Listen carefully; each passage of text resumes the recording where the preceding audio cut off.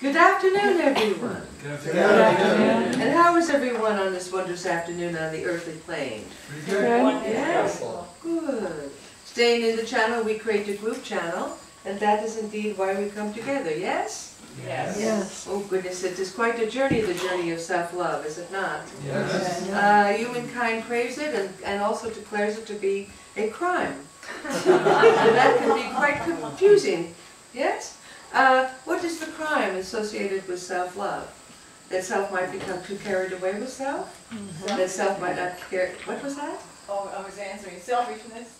Yes, selfishness, indeed. Oh goodness, that will never do if self wants to go through the pearly gates, so to speak. Yes. What to do with the need to take care of self without condemning that need?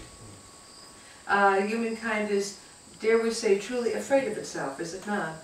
It has painted itself into a corner to be a terrible, monstrous being, yes? Who doesn't know the first thing about love. And yet humankind is nothing but an offspring of love. So how could it not know about love, indeed? And so somewhere along the line there was some confusion, was there not? And humankind got the impression that it dare not love itself, that it could only experience its loving nature perhaps toward others and toward source, perhaps toward the planet, the animal kingdom, the vegetable kingdom, what have you, but not toward self. So indeed it has become a source of embarrassment, has it not? When self comes to go forth, come forth in a gesture of self-love, in an experience of self-love, in an internal state of self-love, there is that shyness, there a fear of of others finding out. What will they find out? That self really cares about self? Oh goodness, how popular is it to really care about self? It's not. What was that? It's not. It is not. And why is it not popular? You come off as egotistical. What was that? You come off as egotistical. Indeed. There is some confusion, is there not? About a fear of an inflated ego. And yet what happens when an ego is wounded? It becomes inflated, does it not? All that an inflated ego needs is what? Is some loving attention paid to its wounds, yes? So ironically, when self withholds love from self, self is ironically, unwittingly contributing toward the wounds in the ego. Is that part clear? And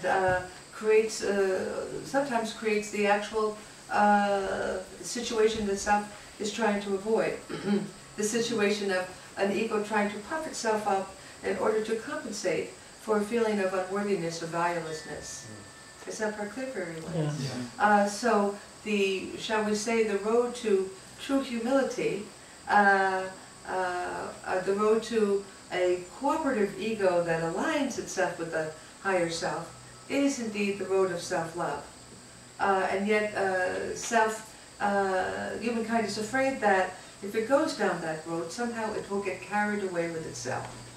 And so it has devised many, countless methods, has it not, for undermining itself, popping the bubble, aborting the process, stopping itself short, shrinking itself, diminishing itself, cutting itself down, chopping itself up, all in an effort to negate its own divine nature.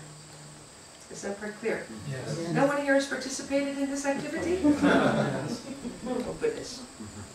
All right. And from where the masters sit, indeed, it is rather interesting to watch humankind's effort, the students' effort to keep themselves small, to hold themselves back. And so, during these times of accelerated energy, it is most important that all of humankind, shall we say, claim its greatness, its worth, its magnificence, its extraordinariness, its right to love, its right to be vulnerable, its right to be love. And so therefore, it is most important, as we sit together, for each student to look at those patterns of, shall we say, those lacerations of self-betrayal. Because indeed they have a very, very painful effect on the soul, do they not? The soul is counting on self to go forth on its behalf, for self to believe in self in such a loving way that self will align with the purpose of the soul and come forth to implement the next stage in the soul's evolution. This may feel like a lot of pressure on self, and shall we say, in a way, there is a lot of pressure. Because of the accelerated energies, all of humankind is being pushed to move along quite quickly. And that means to come to terms with, to explore and examine these patterns of self-betrayal, which are often connected to lack of trust for self, and often connected to a lack of trust for Source. Assuming that Source is somehow not happy with self, that Source wants to undermine self somehow, punish self, negate self, and therefore the students say, all right, well, we'll do it to ourselves instead. And that way we will know that we are on the right track. Oh goodness. Yes, don't take it too seriously. As a matter of fact, all of this, the process of loving self is to release the seriousness that is really based on fear. Is that quite clear? So that self can relax, because love expands, does it not, when there is breathing room? Yes. When self is in a pattern of self-betrayal, self is contracted. Yes. Self feels tight. The energy is not flowing, and that indeed is an indication that there is some level of negation going on within self. And then self has the opportunity to do what? To be a detective and to start to follow the clues. What is it that self is doing that is undermining self right in this moment? What are the belief systems that support this undermining of self? And why would self turn? Why would anyone want to turn the back on themselves? Why would self turn away from self? What is it like when self turns away from self? What does that feeling like? Is it warm? Is it cold? Cold. Yes, indeed, it is. How cold? Exile. What was that? It's like exile. Indeed, Exile. profound exile. And it is always chilly in exile, is it not? What it does is it drives self into an existential wasteland.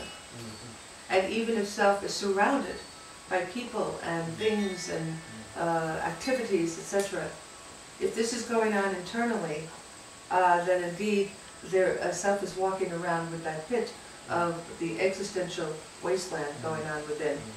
This climate sets up shop, so to speak, in every chakra, does it not? And then Vajrayana, which is the alignment of all of the chakras, takes on a temperament that feels not only cold, but it actually becomes frozen. And self becomes cut off from self. Self's intuition, self's love, self's expression, self's power, self's creativity, self's rootedness in form. All of it becomes cut off because there is this, shall we say, frozen energy that is that climate of coldness going from cold to ice. Is that quite clear? Yes. And then there are many students that are walking around feeling a pit of despair, a pit of unhappiness within. And they may look at their outer life and say, well, there's truly nothing wrong with self's outer life. But why is this pit going on? And the self may say, well, self gives to everyone, and the self was taught that to give to everyone means that the universe will give back to self. But it doesn't seem to happen. Why is that? The reason being is that self is the receiver, yes? Self is the receiving station. So as self pours this energy out to others, the universe wants to respond by showering self with loving energy in many shapes and forms. The gateway to receiving the shower of divine love is self.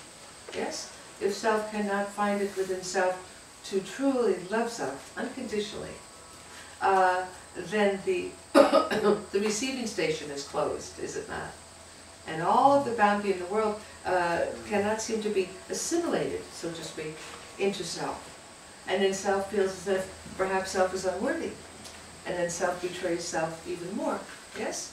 And then the more that self betrays self, self then tries to compensate for it. How does self compensate for feeling unworthy? By doing more for others, shall we say, or negating self even more, as if self-negation is a form of purification. Please remove that false belief. Self-negation is a form of purification. Please remove that false belief. Shall we say it again? Please remove that false belief. This is most important. What would it be like right in this moment if self were to remove the notion that self needs to negate aspects of self in order to be purified? What would that be like for self? Liberating. Indeed. Yes? What else? Lighter. Lighter. Indeed. What else? Relaxing. Yes, indeed. Perhaps self would discover that this process of purification is overrated. After all, what is being purified? It gets rather interesting, does it not? There are ardent spiritual students who could purify themselves to nothing. And all of this in the name of commitment to the spiritual path, commitment to self-transformation. And yet self-transformation boils down to one thing: love, self-love. One thing, the release of self-betrayal. Everything flows from there, because then self realizes the extent to which self has betrayed self by putting self into some kind of a straitjacket, an emotional straitjacket, a mental straitjacket, a physical one, and a spiritual one. And so it is most important, is it not, for the students to look at the belief system underpinning these straitjackets of self-betrayal. And to truly, it is not to say that Source would judge self for the self-betrayal, for these straitjackets indeed. It simply means that self is creating experiences of unnecessary suffering, yes? Yes. And when that suffering is occurring, it seems as if the universal love that fills everything is shrinking, does it not? And then self begins to lose faith. Self begins to lose the way, so to speak. Of course, the way is always there, and yet self perceives it, that self has lost it. Self wonders if all of the goodies in life will ever come to self. And it seems as if life might be passing self by, or others might be passing self by.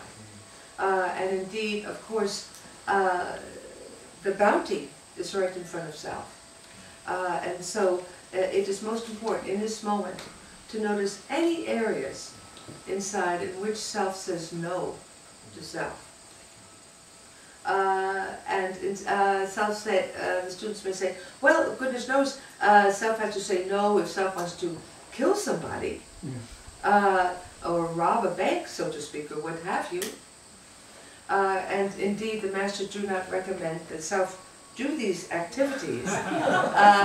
However, we recommend that self look at the impulse to do the activity, and not say no to the impulse. To say yes to the impulse and to explore what that impulse is.